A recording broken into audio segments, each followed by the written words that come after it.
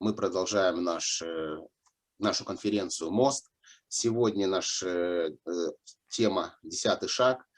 Своим опытом с нами поделится ПАТ из Калифорнии, США, 45 лет трезвости. Будет переводить ее Анастасия. Добро пожаловать, ПАТ, добро пожаловать, Анастасия. Ваше время. Добрый вечер. Okay, Pat, you have been introduced and the floor is yours. Thank you. My name is Pat and I'm an alcoholic. I didn't even know that was my introduction, so there you go. Thank you very much. Меня зовут Пэт, я алкоголичка. Я даже не знала, что все это просто было моментом, когда вы меня представляли. Ну, большое спасибо. I love Alcoholics Anonymous. Let me say that first of all. I love being sober and I love the way I get to live my life today. Во-первых, хотела вам сказать, что я обожаю анонимных алкоголиков. Я обожаю жить в трезвости, и я очень люблю ту жизнь, в которой я живу на сегодняшний день. So I'm supposed to talk about step 10, but I want to just spend a few minutes just telling you a little bit about me so that you really know that I'm an alcoholic. I started drinking when I was 13. I got drunk that night and I woke up in bed the next morning with a Marine that I didn't know. Я сегодня должна была с вами говорить по 10-му шагу, но прежде чем я начну говорить по 10-му шагу, я хотела бы вам немножко рассказать о себе, просто чтобы у вас не осталось сомнений в том, что я алкоголичка. Так что расскажу вам немножко свою историю. Я начала пить в 13-летнем возрасте. Первый раз, когда я напилась, я проснулась в постели с морским не офицером, короче, с военным, и вообще не поняла, как я там оказалась. So I was 13 then. I got sober when I was 30. So for 17 years, I drank and it never got better than that first night. It just kept getting worse. And when I drink, I wind up with some strange guy. It's what I do. It's not what I mean to do, but it's what I do. Так что я начала пить, когда мне было 13 лет. Я закончила пить, когда мне было 30. И я вам могу сказать, что за все это время лучше не стало. Я продолжала совершать всякие глупые вещи, точно так же, как я это совершила в первую ночь. Когда я напилась, я просыпалась с какими-то левыми, незнакомыми мне людьми и продолжала пить, и продолжала просыпаться с незнакомыми мне людьми. So I came to Alcoholics Anonymous when I was 30. I thought it was just about not drinking. I thought I was just going to somehow not drink. I had no idea that these steps were going to change my life in such a way that I didn't have to live the way I was living before. Так что, когда я пришла в программу, мне было 30 лет, я-то думала, что это было просто все заточено на то, чтобы не пить.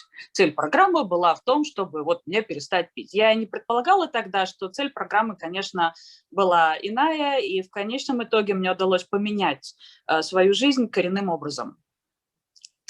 So when I was taking these, when I was started in AA and was taking these steps and did steps 8 and 9, made amends, I kind of thought, well, that's that. I never have to sort of apologize for anything again. I had no idea this goes on for the rest of my life. I had no idea about step 10.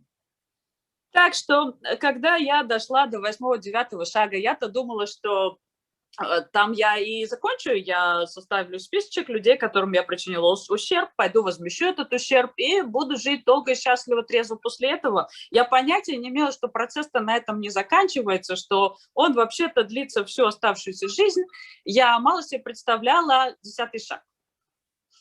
I thought that I did all those terrible things because I was drunk. I thought now that I'm sober, it's all good. You know, I'm going to be like this perfect person. Now that I'm sober in AA, I don't have to really worry about how I behave. It turns out I have to worry about it all the time. I do. You're going to hear about some of these things. The problem with talking about step 10 is it's all bad stuff. It all starts with something bad I've done. So get ready. Так что я-то думала, что все мои проблемы исходили от того, что я пила. Вот я пила, и поэтому я совершала всякие нелицеприятные поступки. Я думала, что я перестану пить, и, соответственно, я перестану совершать всякие глупости.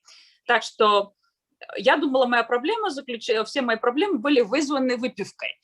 Потом я пришла к убеждению, что это было несколько не так, потому что я продолжала поступать глупо, даже когда я уже находилась в трезвости. И вы об этом сегодня еще услышите в рамках 10-го шага, потому что на самом деле я совершаю плохие и глупые поступки, даже когда не пью.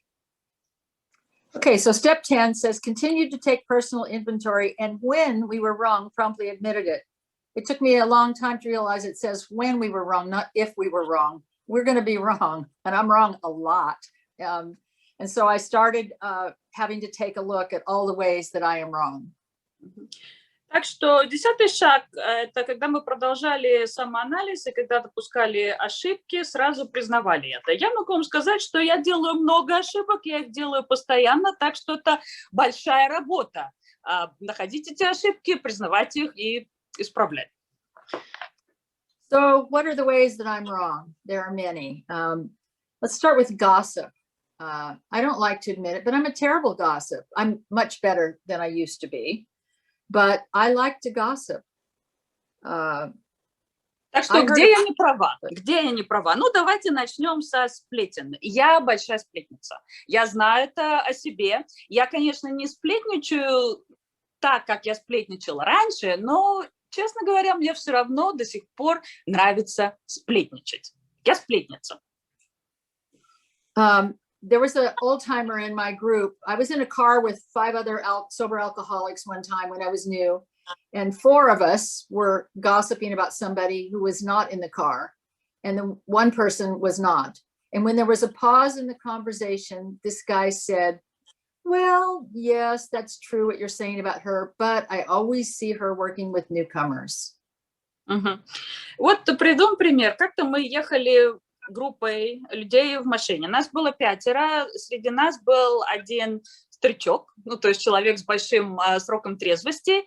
Нас было 5, и 4 из нас просто перемывали кому-то косточки. Вот, мы об этом отсутствующем человеке говорили, то есть сплетничали. И старичок воспользовался паузой в разговоре и сказал, да, возможно, это все и так, но я часто ее вижу, она много работает с новичками.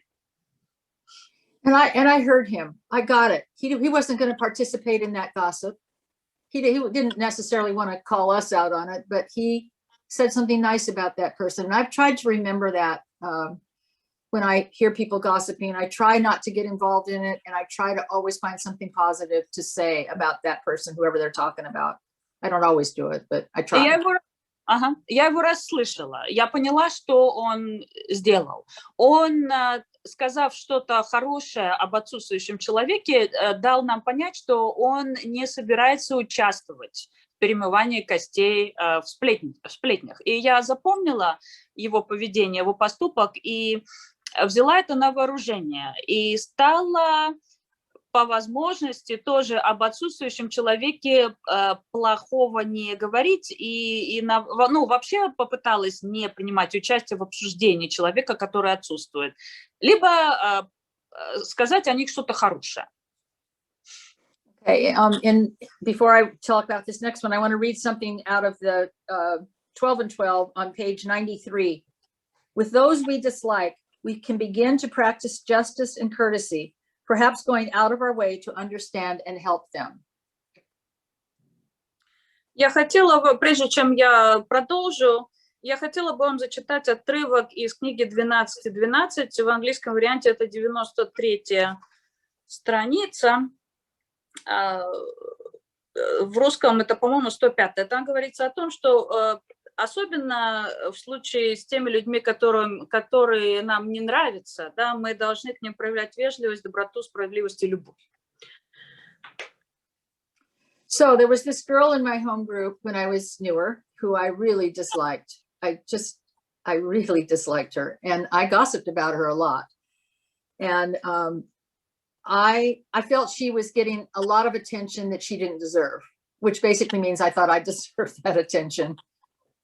Так что в моей домашней группе, например, была девочка, которую, ну, я очень-очень-очень не любила. Вот активно не любила, правда не любила.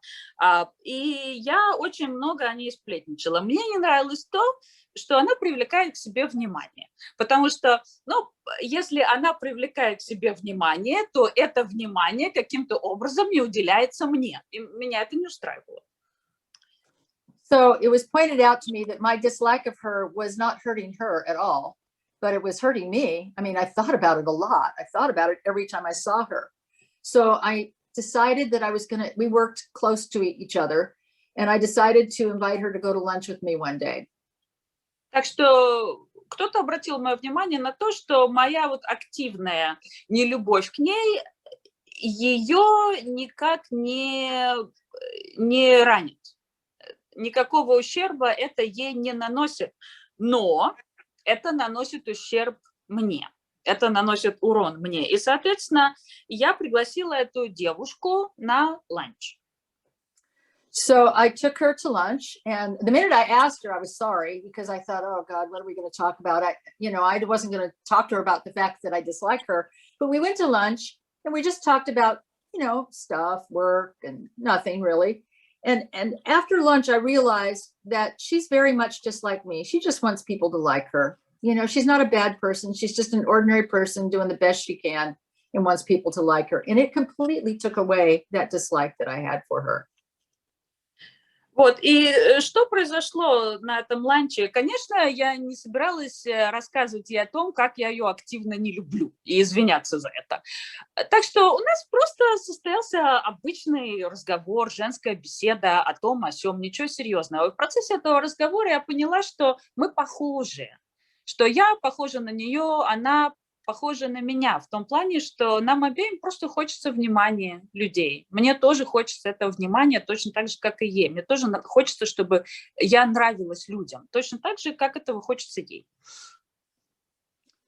So what other ways am I wrong? Dishonesty. I did not think I was a dishonest person when I got here, but turns out that I am.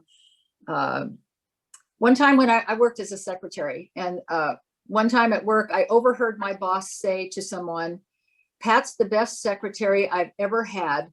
She can talk on personal phone calls all day long and still get her work done.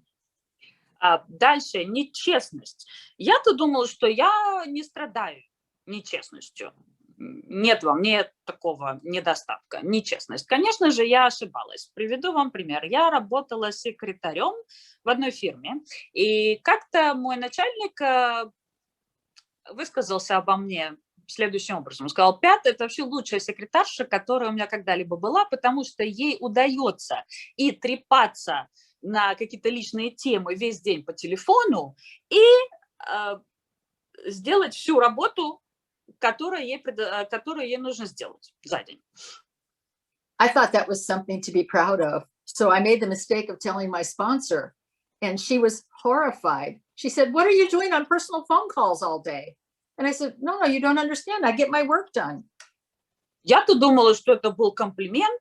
Я была очень горда этим комплиментом и даже рассказала об этом своей спонсорше, своему спонсору. И когда она это услышала от меня, она пришла в ужас и сказала мне: послушай, а почему ты вообще разговариваешь по телефону на личные темы во время своего рабочего дня? На что я ей сказала: нет, ну ты не понимаешь, это же классно. Смотри, я успеваю сделать и это, и еще сделать всю свою работу. Это же здорово. So she said, I don't care. She said, do not talk on personal phone calls. If your work is finished, see if you can help somebody else, but stop talking on personal phone calls. Ask the person next to you if you can help them with their work. So I started doing that. Now I'm doing my work and her work. She's talking on personal phone calls all day. Она мне сказала: меня не волнует, что ты успеваешь и то, и другое. Ты вообще не должна разговаривать на какие-то личные темы по телефону во время своего рабочего дня. Если ты сделала всю свою работу, пойди спроси, можешь ли ты быть полезна своим коллегам, спроси, можешь ли ты что-то еще сделать по работе. Ну что, я так и сделала. Я пошла, спросила, могу ли я быть полезной кому-то еще, начала выполнять задания. других людей, и, соответственно, они с удовольствием проводили свое время в личных разговорах по телефону. То есть они стали делать то же самое, что делала раньше я. Today, I sponsor women who work, who, you know, they can get away with it now because they don't have to talk on the phone, they text, and they're always, I'm getting these long texts from girls I sponsor while they're at work, and I just tell them, you know, you're at work, you're supposed to be working, you know, we'll talk about this when you get off. It's stealing from work, it's stealing time. Сегодня я спонсирую женщин, у которых есть работа. И, конечно, в нашем сегодняшнем, конечно, сегодня гораздо проще дело обстоит с какими-то личными разговорами, с разговорами, которые не относятся к работе. Девушки просто отправляют очень длинные тексты, например, мне во время своего рабочего времени, то есть тогда, когда они должны были, в принципе, заниматься работой. И я на такие тексты отвечаю, что прошу их, чтобы они мне их не посылали во время своего рабочего дня, потому что они должны заниматься тем, за что им платят. В противном случае это воровство. So, and still keeping on the dishonesty topic, which I'm embarrassed to do, one time I was doing some exercises at home before I was going to get dressed and go to work, and I was on the floor doing some exercises, and I hurt my back, and it hurt bad. I could hardly get up. Took a shower, hoped that, you know, it would feel better. It did not. I'm driving to work, and it's getting worse and worse. В продолжение темы нечестности расскажу вам один случай. Мне, честно говоря, стыдно о нем рассказывать, но расскажу. Занималась я как-то зарядкой у себя в доме перед тем, как выехать на работу. И занималась я зарядкой, и в процессе повредила себе спину. У меня начала очень болеть спина. Я села в машину, и спина у меня болела все больше и больше и больше. So I'm concerned because I obviously need to see a doctor. But I didn't have a lot of money at the time. I didn't know how I was going to pay, you know, to see the doctor. So I get to work. I'm the first one who gets to work, so I always make the coffee. So I'm making the coffee, and the solution to my problem popped right into my head. I threw some water on the floor, and I laid down next to it. Now their insurance is going to have to pay for it. Так что добираюсь я до работы, спина у меня болит. И мне хуже и хуже. А я обычно первая приходила на работу, раньше всех заваривала свежий кофе. И вот я завариваю свежий кофе и думаю, ну что же мне делать? Потому что денег я не так много зарабатываю, денег на врача у меня не достает. А я чувствую, что мне потребуется все-таки визит, потребуется дойти до врача. И вот я думаю, что же я могу сделать? Спина болит. И тут меня осеняет, что можно же пролить что-то на пол, воду, подскользнуться, удариться. В таком случае это будет травма, которую я получила на рабочем месте, и, соответственно, мой работодатель оплатит мои медицинские счета. So I laid there until the next person came into the office, and of course they were, oh my God, and they helped me up, and they took me to the emergency room, and fortunately it wasn't terrible injury, but you know, it's a workers' comp injury. And so I went to the meeting that night, and I was limping and walking funny because my back hurt, and people asked what was wrong. I said, oh, I fell at work and I hurt my back. И вот лежу я на полу, лежу, подскользнувшись, пока меня там не нашли мои коллеги. Они, конечно, обеспокоенные, спрашивают меня, о боже мой, что случилось? Я им говорю, что я подскользнулась, они привозят меня в больницу на скорой, и меня там осматривают, и теперь мои счета, в принципе, должен оплачивать работодатель, и мне еще полагается компенсация. И вот я прихожу со своей больной спиной после работы на группу. So now I've not only lied at work, but I've lied in an AA meeting. The next day, I'm talking to my sponsor, and she said, oh, I heard you fell at work. Now I'm lying to my sponsor. I walked around with this for a week before I became willing to tell the truth. И, конечно, в сообществе меня тоже спросили, боже мой, что случилось? Я рассказала им мою историю, что случилось, что я подскользнулась, упала на работе, теперь у меня болит спина. И что же вышло? Я продолжаю врать. Я не только наврала своим коллегам и работодателю, я также наврала членам сообщества, я также наврала своему спонсору. И где-то неделю я вот так вот ходила с этой большой ложью, пока в конце концов мне не пришлось рассказать правду. So, I was afraid to tell my sponsor because I knew she would tell me that I had to tell my boss, and I knew I would get fired and I needed that job. But I told my sponsor and she said, I don't care if you tell your boss, but you have to tell the hospital. You have to get that money out of the insurance pocket that it's in and pay for it yourself. And so I had to go to the hospital and explain to them that, hey, I made a terrible mistake when I was here. It didn't happen at work. It happened at home. I want to pay for this. It was very embarrassing. And the woman kept saying, but it's already filed. I said, yeah, sorry. Thank you.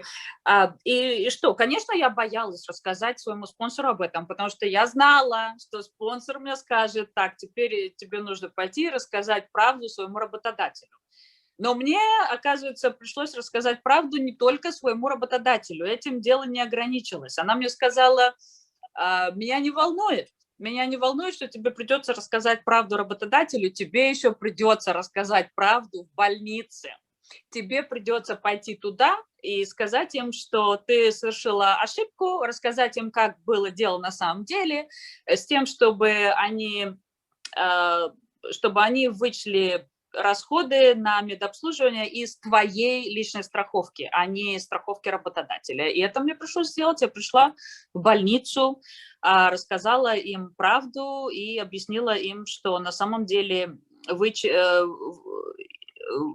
сумма за медобслуживание должна быть вычтена из моей личной страховки. Конечно, я боялась, потому что я понимала, что если я все это расскажу работодателю, он меня уволит. So, I obviously felt better once I paid that money myself, even though it hurt, which reminds me of another story. I hadn't thought about telling this today. I was about 10 years sober and I was speaking at an AA meeting on the 9th step. And somebody asked me if I had ever stolen from a department store. Pat, I'm sorry, I have a clarifying question. So you did tell the hospital about the mistake, but what about the employer? Did you talk to them? I did not. My sponsor said, so long as I paid the money myself, she would let me off the hook for that one. Okay, thank you.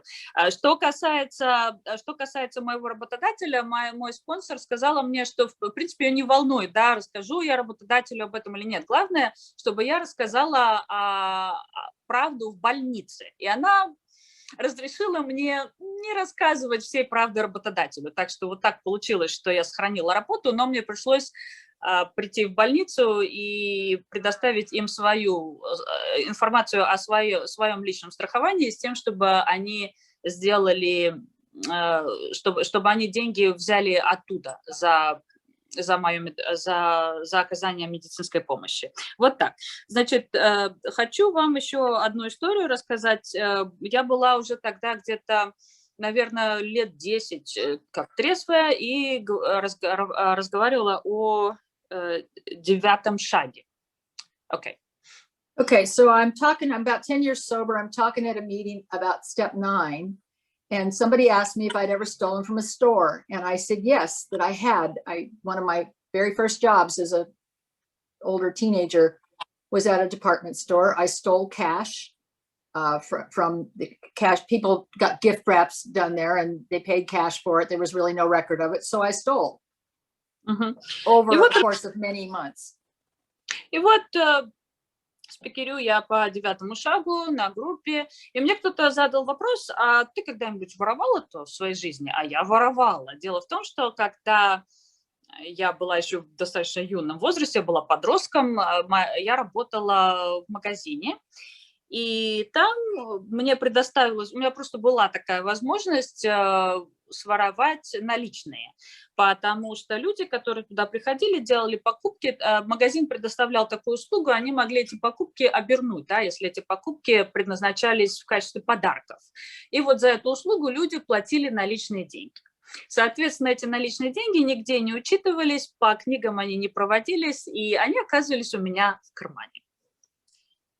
So I'm speaking at this meeting. I say that, and the person asked the question, how did you pay it back? And I said, I wrote a check and I sent it to the store and paid it back. The story is true, except I had never, that last part, I had never paid it back. I had never done that. So I've just lied at an AA podium. И вот рассказываю я эту историю, и кто-то задает мне вопрос, и как же ты расплатилась? Я сказала, конечно, расплатилась, я выписала чек на определенную сумму, отправила его в магазин и таким образом возместила ущерб. Классная история, за исключением того, что это неправда. Я наврала, не сделала я так, не расплатилась. So I felt a little uncomfortable, as you might imagine. I went home and I knew that I knew I needed to make it right, but now it's 11 o'clock at night. There's nothing I can do until morning. So of course I didn't sleep. In the morning, I called the store. Так что, как вы можете вообразить, я испытала легкий дискомфорт, мягко говоря, после того, как я наврала группе, и поняла, что мне нужно это исправить. Но что у меня можно было сделать? Времени на часах было 11 вечера, магазин был закрыт. Естественно, я всю ночь не могла заснуть, а на следующее утро позвонила в магазин. So I called the store and I said, may I speak to the store manager, please? And the woman who answered said, may I ask who's calling and what this is about? And I said, well, 15 years ago, I worked for your store and I stole some money and I want to arrange to pay it back. She said, one moment, please. Like this was no big deal. Like she gets these calls all the time. I don't know. И вот позвонила я на следующее утро в магазин, там подняли трубку. Меня женщина спросила, чем я могу быть вам полезна. Я попросила, чтобы меня связали с менеджером магазина. Она поинтересовалась, по какому поводу. Я сказала ей, знаете, 15 лет назад я работала в вашем магазине, украла деньги, и теперь звоню, чтобы договориться с менеджером о том, каким образом эти деньги я могу вернуть. Реакция женщины была потрясающая. Она просто сказала, один момент, и переключила меня на линию менеджера. Как будто это для нее было настолько обыденным делом, как будто люди с такими предложениями просто звонят им каждый день. So I speak to the store manager and I explained to him that 15 years ago, I stole money from your store. I want to pay it back. I didn't know exactly how much it was, but I had prayed because it was a little here, a little there. I had prayed and come up with a figure of several $100s that I was pretty sure would cover it. And how would I go about paying that back? And he said, write a check, send it to my to make it out to the store, but send it to my attention with a little note reminding me of this conversation and what this is about. И я дозвонилась, меня связали с менеджером магазина, он спросил, по какому поводу я звоню, я ответила, что вот 15 лет назад я работала в вашем магазине, воровала у вас деньги, теперь хочу их вернуть. Я не знала точной суммы возврата, потому что я воровала, ну, понимаете, да, немножко там, немножко сям. Вот, ну, помолилась, помедитировала, подумала, что, наверное, это несколько сот долларов, и спросила менеджера, как я могу вернуть эту сумму. Он сказал, выпишите чек на эту сумму, чек на магазин, на получателя магазин, но также укажите вниманию такого-то, такого-то, укажите там мое имя и вкратце сделайте приписку, просто чтобы напомнить мне, освежить мою память, что это за чек. То есть вкратце напишите, для чего предназначена эта сумма. So I did that, and I thought that would be the end of it. Except 6 months later, I found myself speaking at that very same meeting where I told this terrible lie from the podium. And I am speaking, oddly enough, on step 9 again. And I knew I had to tell these people I lied at this podium 6 months ago.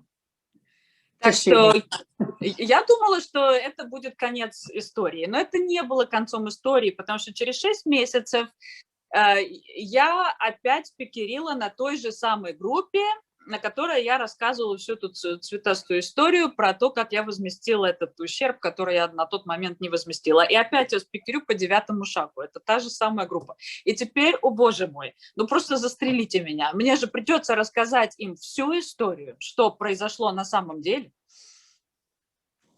So basically, that's 2 stories in one. It's a story about making amends, and it's a story about not being honest in AA. Так что это на самом деле история в двух частях.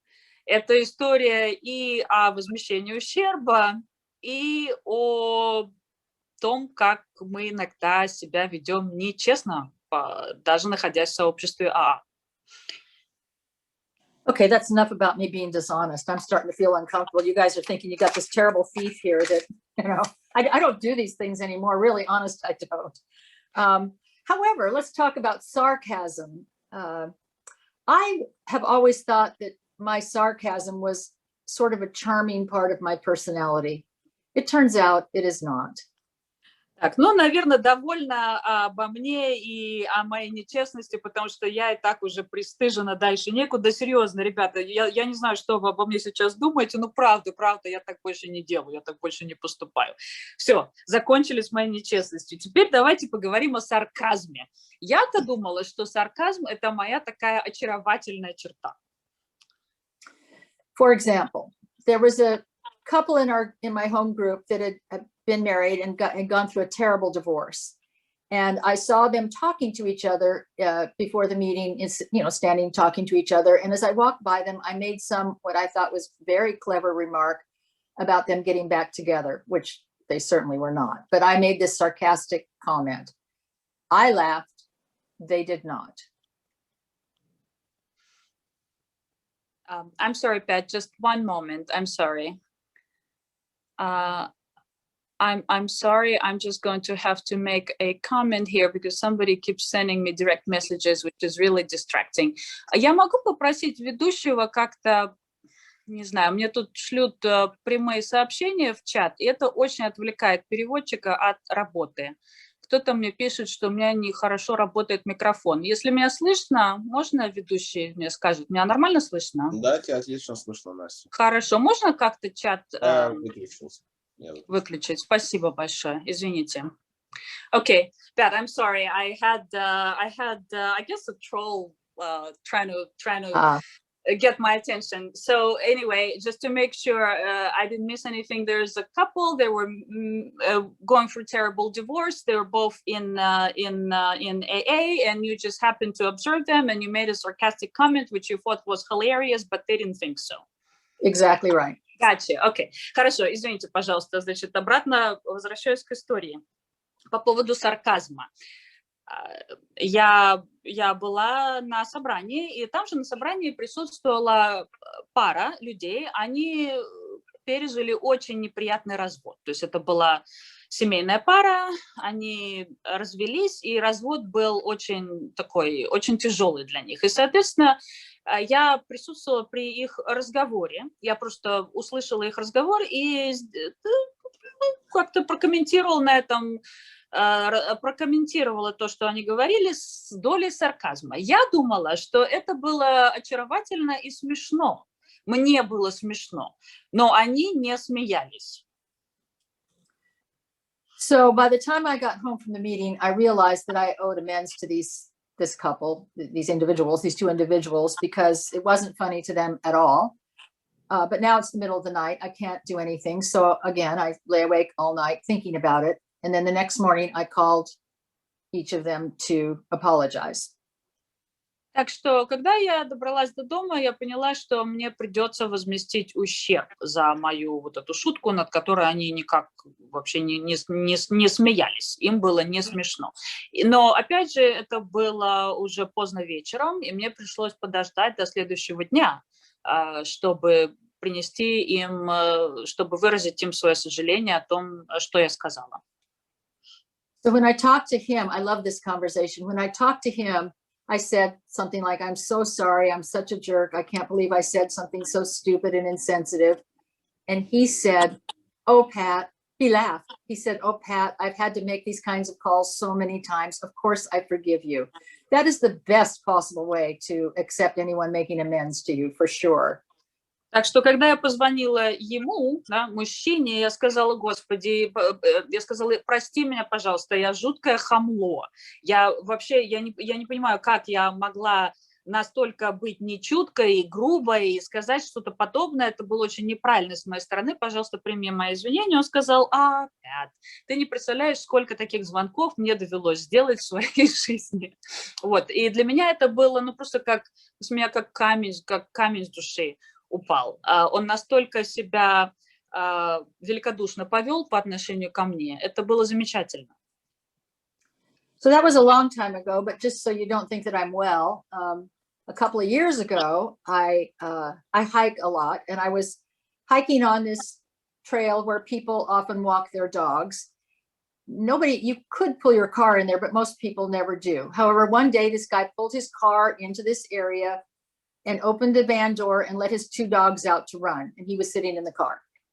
Но чтобы вы не думали, что я не продолжаю совершать ошибки, расскажу вам еще одну историю. Я очень люблю ходить в походы, люблю выбираться на природу, ходить там по тропкам. И вот хожу я по тропке. На этой тропке, в принципе, ну, только прохожие, там люди гуляют со своими собаками, машину там припарковать можно, но сложно. Обычно никто не паркуется. Но в этот день кто-то там запарковал свой автомобиль и выпустил из него 2 собак. So he called out to me and said, the dogs are friendly, don't worry, they won't hurt you.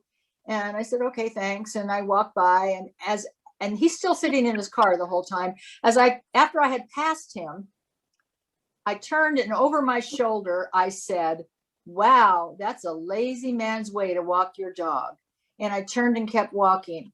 And he said, I could hear him just faintly, I could hear him say, I have a bad hip. Did I turn around and say I'm sorry? No, I did not. И вот я совершаю свою прогулку, собачки уже выпущены из машины, и я смотрю, что их хозяин находится в машине, он не идет за ними, он просто выпустил собак, но он видит, что я скоро с ними поравняюсь, и кричит мне из машины, говорит: не волнуйтесь, собаки дружелюбные, они вас не тронут. И я прохожу мимо. Вот, но я не просто прохожу мимо.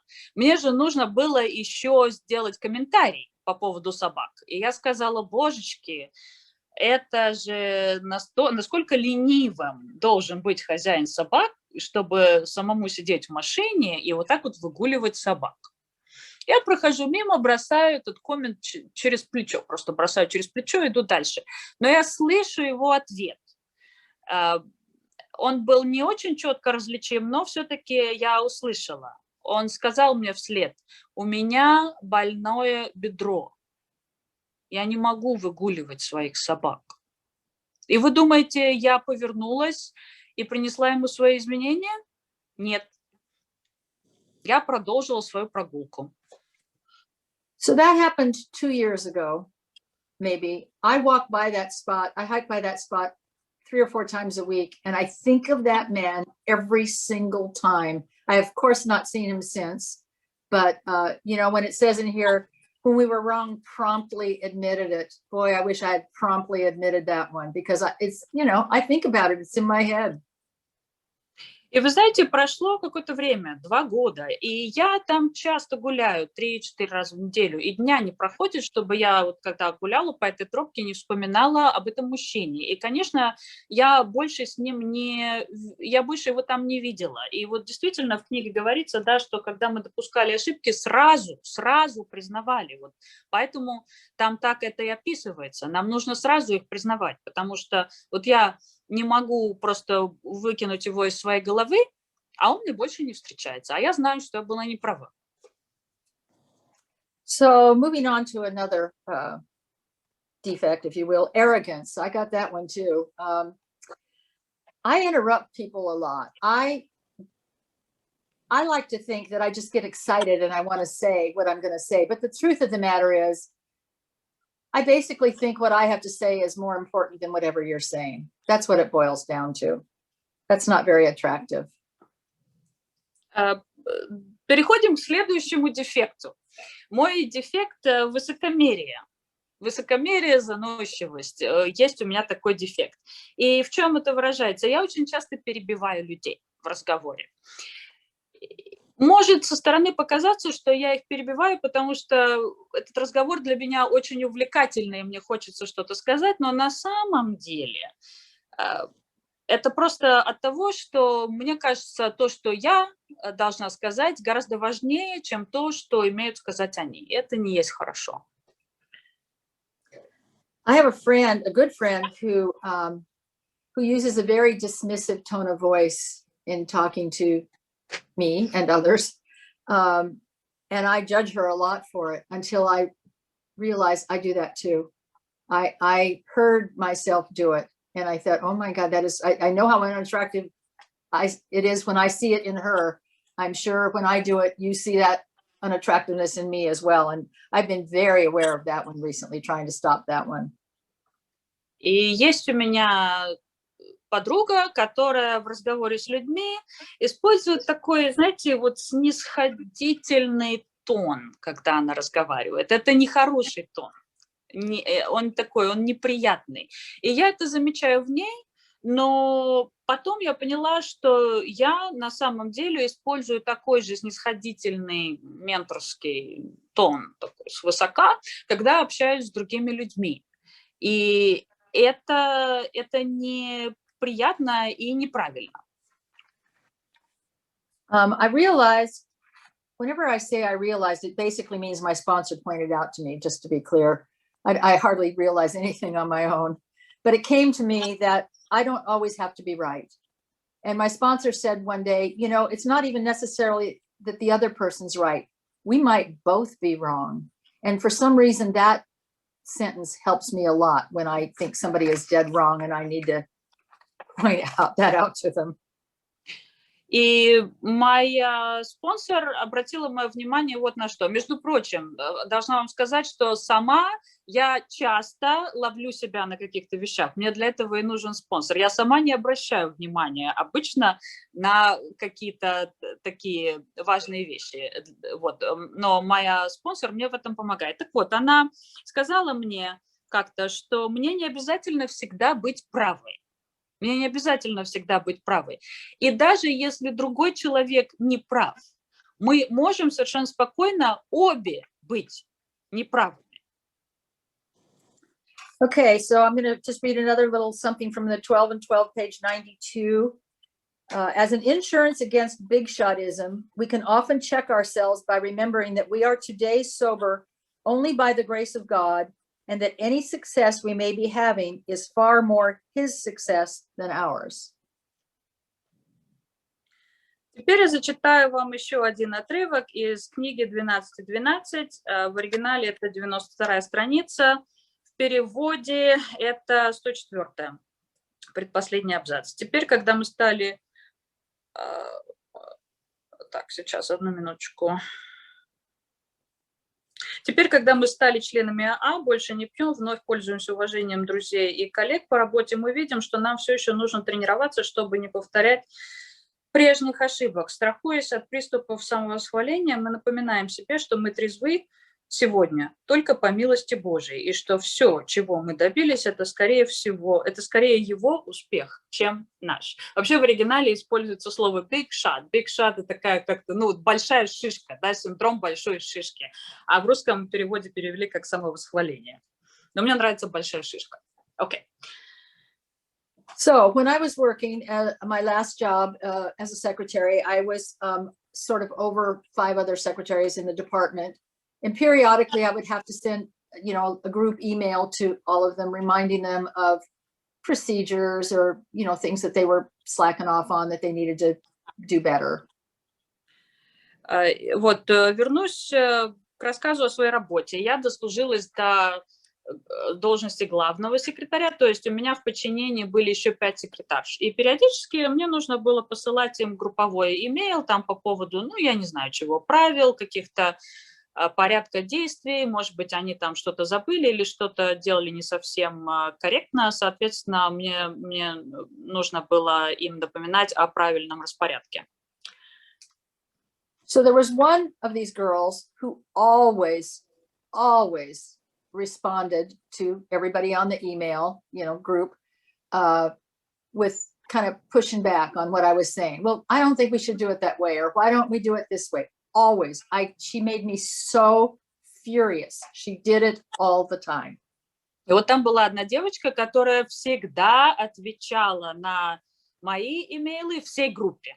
То есть если я отправляла что-то по электронной почте группе людей, то она отвечала мне. Обычно, когда она хотела мне что-то возразить, она это отправляла в обратку всей группе. Допустим, я не думаю, что мы должны это делать так или сделать так, было бы неправильным и так далее и тому подобное. Меня это просто выводило из себя.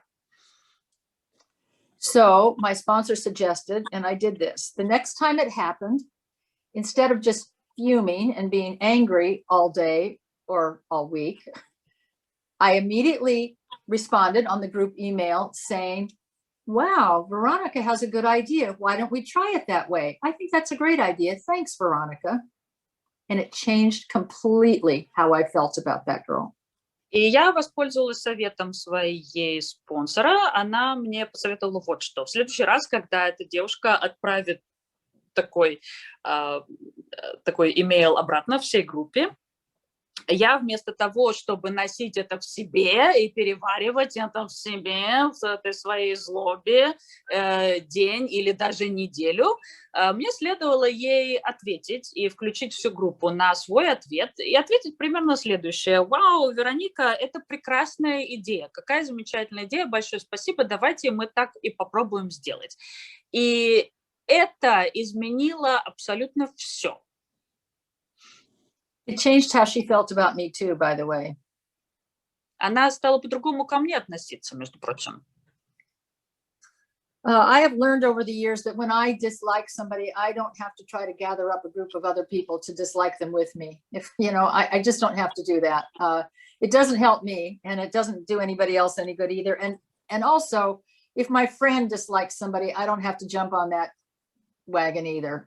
I can let her have her opinion and have mine too. I'm actually going through that right now with a friend.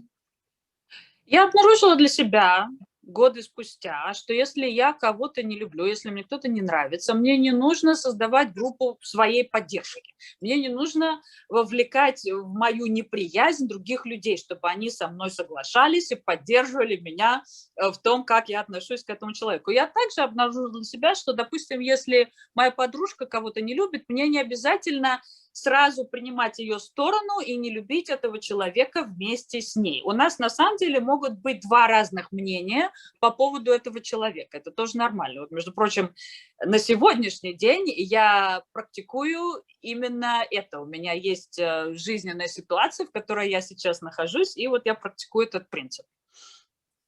It sounds so much more interesting in Russian, I have to say. По-русски это звучит интереснее.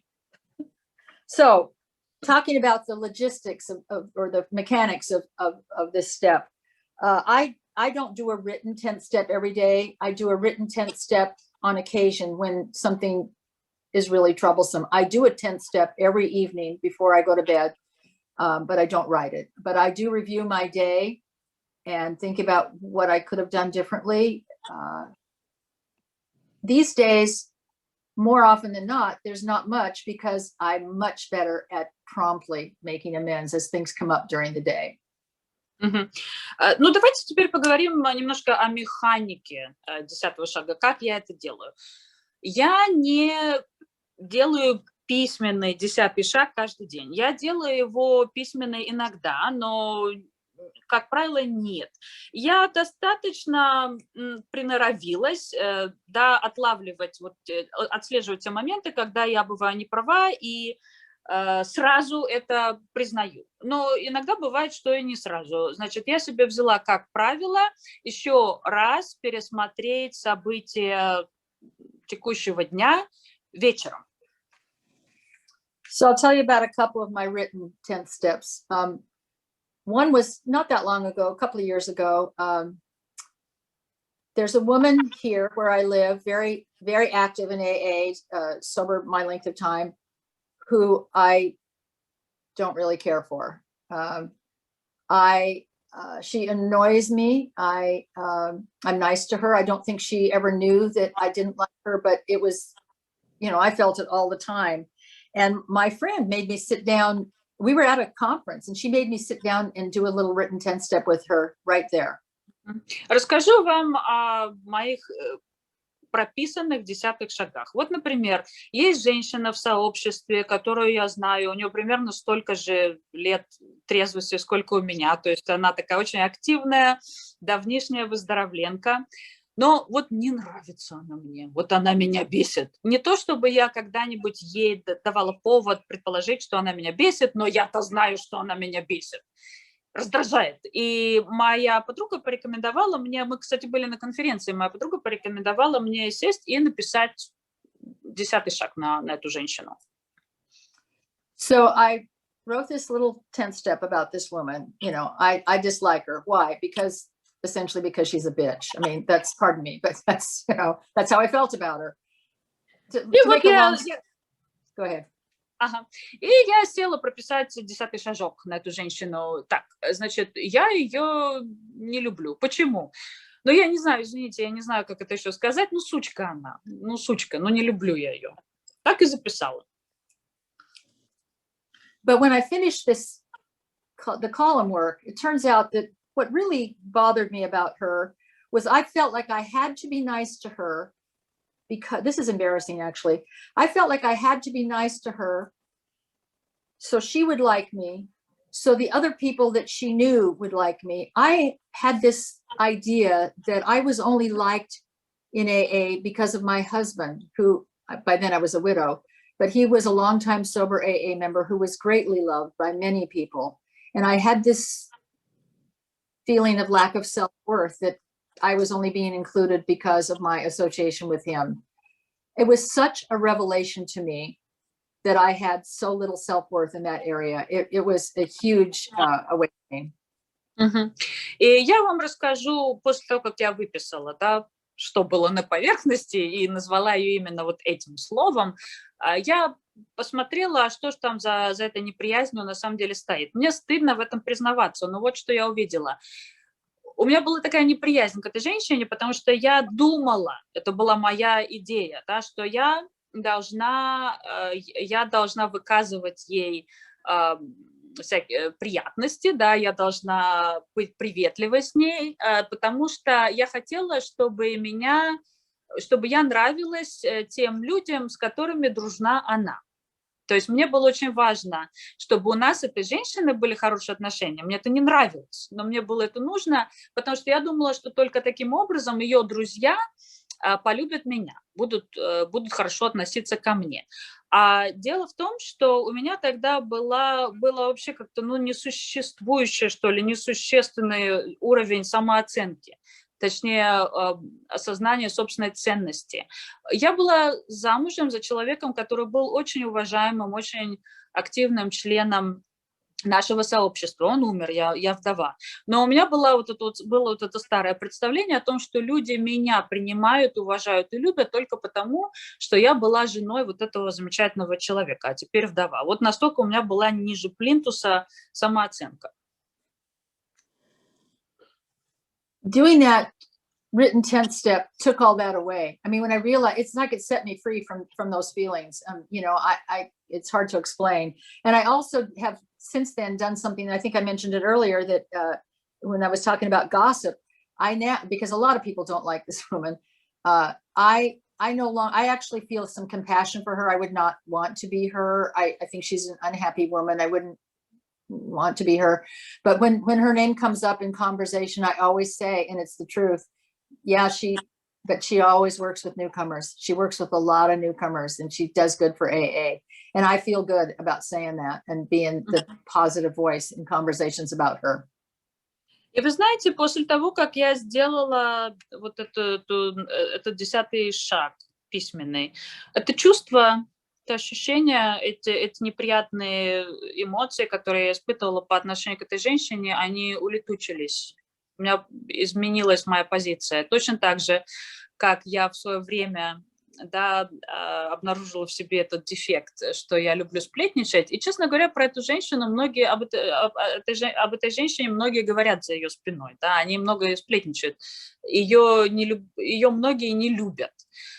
Но я что сделала? с этого момента, когда кто-то о ней говорил, как-то отзывался негативно, я делала то же самое, что мне когда-то показали в этой машине, когда люди сплетничали об отсутствующем человеке. Я всегда пытаюсь вставить что-то хорошее о ней. Я всегда пытаюсь сказать, да, возможно, вы правы, но она очень много работает с новичками. Я хочу про эту женщину, я не хочу принимать участие в сплетнях. Я хочу проявлять к ней сострадание и симпатию. So another written 10 step that I did, I was fairly new. I was in my first year of sobriety. I was 10 months sober. I think I mentioned earlier when I started out this talk that I was rather promiscuous when I was drinking. I cheated on my husband all the time when I was drinking. When I got sober, I was not cheating on my husband, mostly because nobody in AA was apparently interested in me. Вот, и я еще вам расскажу про еще один 10-й шаг. Это случилось со мной, когда я только начала выздоравливать, у меня было месяцев 10, наверное, трезвости, и я уже упоминала, да, о том, что я вела достаточно такой любвеобильный образ жизни, очень часто изменяла своему мужу, вот, но вначале я ему даже не изменяла, наверное, скорее всего, потому что никто не был особо заинтересован. Okay. So I was 10 months sober, and I met a man in a meeting who looked good to me, who looked back. He was about 10 minutes sober.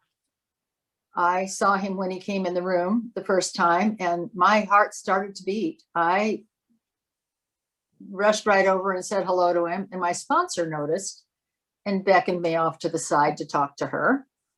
И вот я где-то 10 месяцев как трезвая в сообществе пришла на собрание и увидела его. А у него где-то, у меня 10 месяцев трезвости, у него 10 минут. И я посмотрела на него, а он обернулся, чтобы посмотреть на меня. И я посмотрела на него, а он посмотрел на меня. И на это все посмотрела моя спонсор. И она так меня подозвала в сторонку, говорит, иди сюда. So I went over there and she said, let's not forget, Pat, that you're a married woman. I said, yes, but I'm very unhappy. She said, nonetheless, you're married. Stay married, act married. Well, I was obsessed with this man.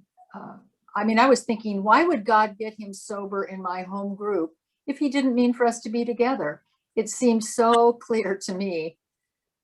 И моя спонсор сказала мне, Пят, давай-ка не будем забывать, что ты замужем. А я ей говорю, да, но я не счастлива. А она мне говорит, но тем не менее ты замужем, так что веди себя замужней женщиной и оставайся замужней женщиной. Но я-то подумала, что, ну, наверное, если этот человек пришел выздоравливать в мою группу, я просто не могла перестать думать о нем. Я подумала, что, наверное, это Божье провидение. Но не может это быть по-другому. Но не пришел бы он выздоравливать именно в мою группу, если бы это не была воля Божья, судьба. But I was obsessed with this man. So we got together. It's a little bit complicated. I'm married. Obviously, we're not going to go to my house. He's a newcomer.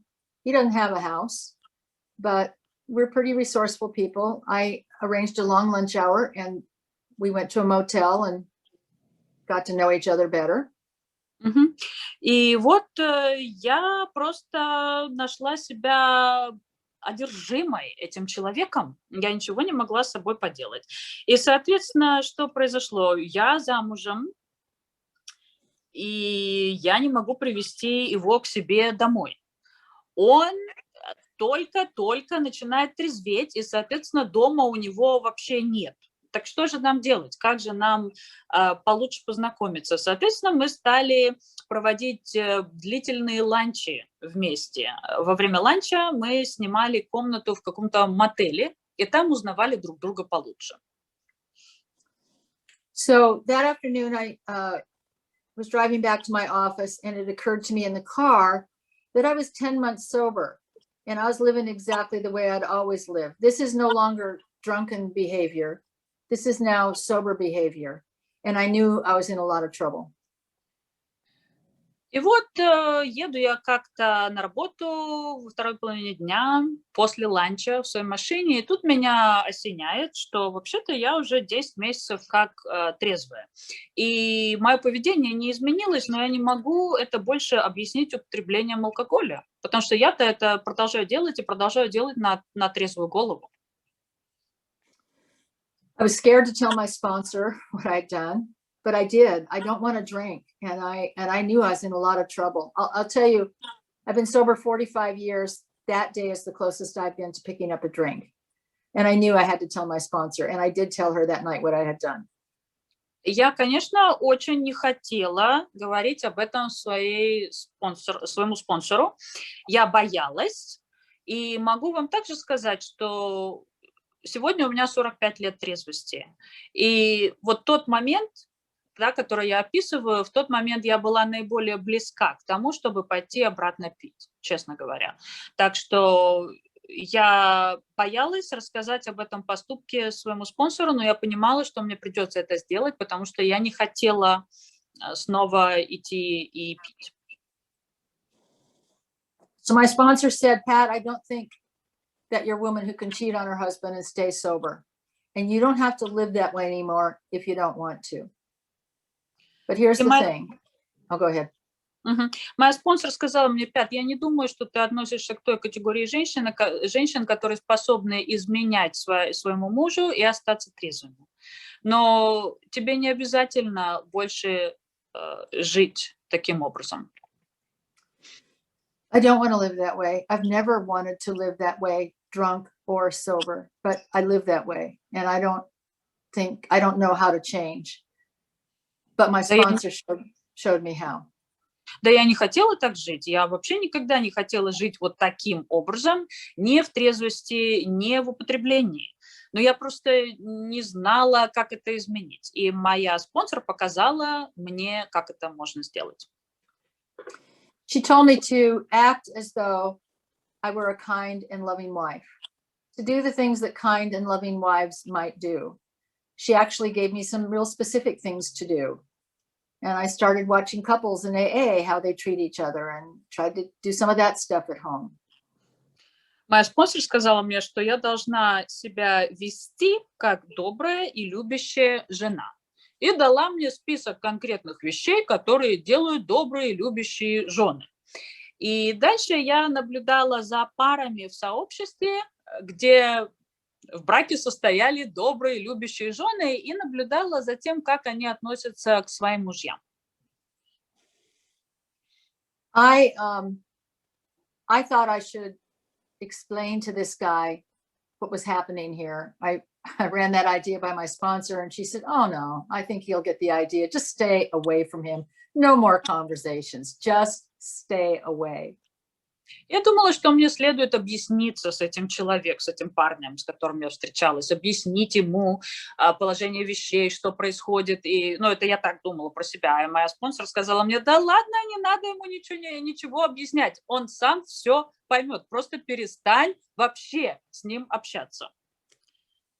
I heard that line really for the first time. I mean, I heard it many times before, but I really heard it for me. That is read in almost every meeting I go to, half measures avail us nothing. And I knew for me, if I was going to drink, it was going to be over this. I knew it. And so I did it 100% my sponsor's way. I 100% stayed away from that guy. Вы знаете, эта цитата очень часто используется на собраниях. И я ее в первый раз по-настоящему услышала вот в тот момент. Я говорю о том месте в книге, где написано, что полумеры ничем нам не помогли. И я не хотела здесь каких-то полумер. Я поняла, что мне нужно следовать рекомендациям своего спонсора на 100%. А это означало 100% воздержание от общения с этим человеком. So I 100% stayed away from that guy. And the good news, of course, is the obsession passed. But the really great news is that I do not live that way anymore. Так что я именно это и сделала. Я полностью воздержалась от какого-либо общения с этим человеком. Я стояла в стороне. И, соответственно, моя одержимость этим человеком ушла. Но на самом деле очень хорошие новости заключаются в том, что мне удалось стать хорошей женой. You know, that husband and I, by acting as though I were a kind and loving wife in sobriety, I actually became a kind and loving wife. I didn't, when I say that, it sounds crazy, but it happened. It happened. И на сегодняшний день я действительно являюсь доброй и любящей женой для своего мужа. Я сумела этого добиться просто потому, что я вела себя как добрая и любящая жена. Так что я понимаю, что это звучит немножко странно, но так и произошло. Я просто начала делать те вещи, которые делают по отношению к своим мужьям добрые и любящие жены, и я стала в результате своих действий доброй и любящей женой. That husband died when I was 3 years sober, and when he died, our relationship was good. It was good. I mean, there was nothing. I was so grateful that I had made those daily living amends to him. You know, so that I knew when he died, I had 100% made my amends to him. And I was so grateful that I had listened to my sponsor and just done what she said, just to act like I was a kind and loving wife until I became a kind and loving wife. Когда у меня было 3 года трезвости, мой муж умер. И я четко знаю, что к этому моменту я действительно была доброй и любящей женой. Я возмещала ему ущерб, возмещала его каждый день, то есть пожизненно. И в результате я знаю, что когда он умер, у нас были прекрасные с ним отношения. Я сделала то, что я должна была сделать, и я безумно благодарна своей спонсорше, которая дала мне такое указание, такую рекомендацию, просто делать то, что на моем месте сделала бы вот такая добрая и любящая жена. В конечном итоге я ей стала по-настоящему. You know, I thought that was like the payoff for doing the work, you know, knowing that I had made my amends to him. But life is so much more than that. I believe the things we do have this ripple effect. You know, I do something today and my sponsor gives me a direction today and I incorporate that into my life and I keep doing it every day, that somewhere down the road that I can't even see, there's going to be, you know, an effect, a prize, if you will, for doing that. And that is the case with that direction that she gave me about that husband. Я-то думала, что то, что получилось в итоге, это в случае с моим мужем, это такой дивиденд, да, который прочитался мне за успешно проделанную работу, за то, что я следовала рекомендациям своего спонсора. Я имею в виду то, во что превратились наши отношения на тот момент, когда он умер. Но правда заключается в том, что мы на самом деле даже не можем видеть вообще всех изменений, которые наступают в результате нашей работы. Это эффект отброшенного камня в воду, когда круги по воде начинают расходиться, и расходиться больше и больше и больше. Мы на самом деле не знаем, где и как это заканчивается, и где и как эти изменения происходят. So the real gift, if you will, of all of that is after he passed away, I started dating a sober member of Alcoholics Anonymous, and we fell in love and got married, and we were together almost 30 years before he passed away. We had a wonderful wonderful marriage, which would not have been possible had I not been willing to do the things back there with my former husband. Так что истинным даром оказалось то, что после смерти моего предыдущего мужа я начала встречаться с трезвым членом сообщества анонимных алкоголиков. Мы в конечном итоге поженились, прожили замечательную совместную жизнь 30 лет, пока он не умер. Я могу вам сказать, что если бы я не проделала эту работу, прежде чем я встретилась со своим вторым мужем, я бы не смогла построить такой хороший, крепкий брак. I'm so glad that I've always been willing to continue taking personal inventory and continue admitting when I'm wrong and listening to a sponsor. For me, I mean, like I said, I'm sober a long time, but I still have a sponsor, and I took something to my sponsor. Excuse me. I took something to my sponsor a couple of days ago that I was struggling with, you know.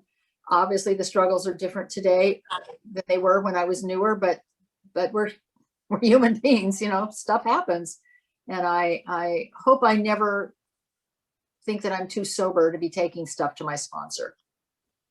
Так что, несмотря на количество лет трезвости, которые у меня на сегодняшний день, я продолжаю самоанализ, я продолжаю признавать свои ошибки, я продолжаю допускать, что я их допущу. И когда это происходит, я признаю и пытаюсь это исправить. Я продолжаю обсуждать какие-то моменты со своим спонсором. Мне по-прежнему нужна помощь и поддержка своего спонсора. Я общаюсь с ней регулярно. Конечно, те вещи, которые я обсуждаю, они несколько другие сегодня, но тем не менее мне есть что ей принести. Мы общались с ней не далее, как 2 дня назад, что-то обсуждали. Так что это процесс, который продолжается всю жизнь. So because of that, because of being willing to continue to take personal inventory, and when I'm wrong, promptly admit it, I get to have these relationships, well, obviously with my late husband, but also with everybody else, with the people I sponsor and my sponsor and friends. And, you know, I mentioned, I think earlier, a friend that I'm having a little difficulty with, but because of this step, I'm able to maintain that friendship. You know, I'm the kind of person who would just walk away from you, you know, in the past. If you're difficult, I'm done, I'm out, but I don't have to do that anymore. And as a result, I have friends that have lasted for 45 years. Так что благодаря тому, что я продолжаю самоанализ, личную инвентаризацию, благодаря тому, что я продолжаю признавать, где я была не права и быстренько это исправлять, я на сегодняшний день имею возможность поддерживать отношения, иметь хорошие, крепкие отношения с людьми, не только с людьми в программе. У меня прекрасные взаимоотношения с моими друзьями. Я рассказывала немного ранее о каких-то таких спорных моментах, которые у меня возникают с моей подругой. Но благодаря вот всему тому, что я делаю в программе, я могу поддерживать эти отношения, даже если у нас возникают какие-то трения, понимаете, и это мне не свойственно. Я бы просто ушла из этих отношений, да, если там возникали какие-то спорные моменты. Но сегодня я могу поддерживать отношения и поддерживать отношения с друзьями на протяжении 45 лет, допустим. So I'm going to just end with this reading from page 93 in the 12 and 12. Courtesy, kindness, justice, and love are the keynotes by which we may come into harmony with practically anybody. When in doubt, we can always pause, saying, not my will, but thine be done. And we can often ask ourselves, am I doing to others as I would have them do to me today? Thank you so much for inviting me to share with you today. Мне бы хотелось закончить сегодня чтением отрывка из книги 12.12. Это 93-я страница в оригинале, 105-я страница в русском переводе, последний абзац. Вежливость, доброта, справедливость и любовь помогут установить гармоничные взаимоотношения практически со всеми людьми. Если у вас возникают сомнения, мы всегда можем сделать паузу и сказать: да свершится не моя воля, а твоя. Полезно также спрашивать себя, делаю ли я для других то, что хотел бы, чтобы они делали для меня. Большое вам спасибо, что послушали. Thank you so much for having me. Большое спасибо, что пригласили. Thank you, Pat. That was great. Thank you. Между прочим, примечание переводчика, извините, я сразу не сообразила, с кем спала Пят, когда она напилась в 13 лет. Это был не офицер морской, а морской пехотинец. Вот, я вспомнила. Если вам интересно. Pat, I just wanted to make a remark because in the beginning, then you mentioned the Marine. I said he was a Navy officer, but then I figured, no, Marine is something different. But like, guys, if you're still curious whom Pat spent the night and she first got drunk at the age of 13, that was a Marine, not a Navy officer. It's all about accuracy. Thank you so much. It was a pleasure watching you while you translated. I loved listening to your voice. It was nice. Thank you so much. It was my pleasure. It was a delight. Thank you, Pat. All right. Have a nice day. Пат сказала, что точность в переводе очень важна, в том числе и про морских пехотинцев. Окей. Bye. Правильно. Это да, это несомненно. Окей. Огромное спасибо, Пэт. Огромное спасибо, Настя. Друзья, наша встреча подошла к концу.